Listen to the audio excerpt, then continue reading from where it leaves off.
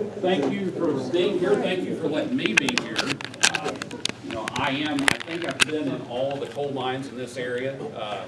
I know in Macoupin County and over in Montgomery County at one time or another. I had the privilege of bringing Congressman Schilling into the Marion mine. I think my second or third trip there, I got to bring Congressman Schilling with me. So, I come from a coal mining family. My grandfathers, my stepfather, my father-in-law, all coal miners. I remember my grandfather telling me, he was born in 1900, I believe. I remember him telling me a story about in West Virginia. He was a coal miner in West Virginia. And he told me the story about after his father died when he was very young and he had to go to work to help support the family, talking about mining in coal just a little over about thigh high, and how you had to roll into the seam and how you had to count your rolls to make sure that you got just right so that you could pick that coal and shove it through your legs into the guy behind you and you could drag it out. So coal mining's come a long ways in the last century or so. We got to take it even further. One of my goals is to see as much coal mined as possible in this state and in this nation. I also want to see coal mined in this state, burned in this state for a number of reasons.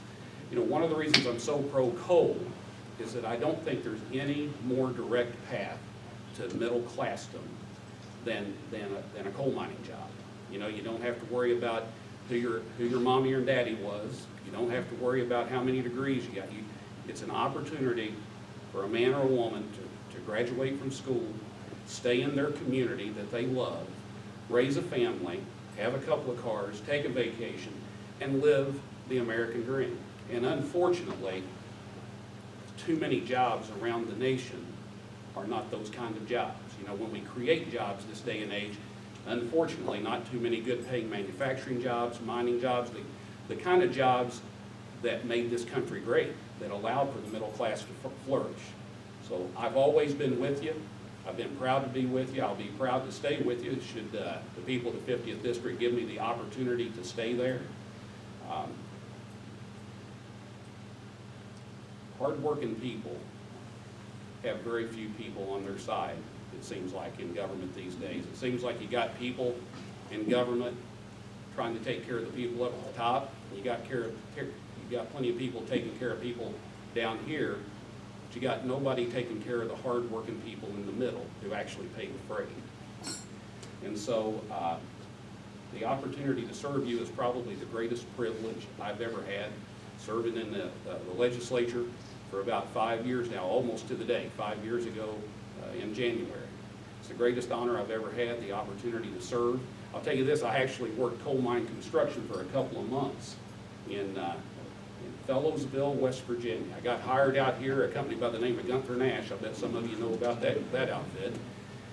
Hired me here and took me to Fellowsville for a couple of months. And I remember after about 3 days, we were sinking a slope. And after about 3 days, the jumbo broke down, right? The drill, it broke down. And I thought, okay, we're going to take a break for a little while here. And they said, no, Sam, we got backups. And I thought, oh, okay, so this thing's getting ready to roll in here. We'll pull this one out and we'll roll one in.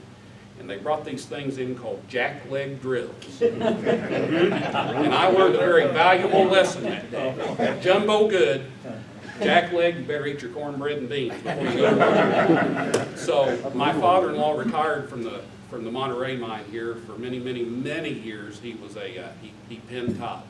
He loved to mine coal. If he was able, he'd still be mining coal today. It gets in your blood and it's hard to get it out. So God bless each and every one of you. Thank you for allowing me to serve you. And should the people of the 50th District be so inclined, I'll serve you for a couple of more years.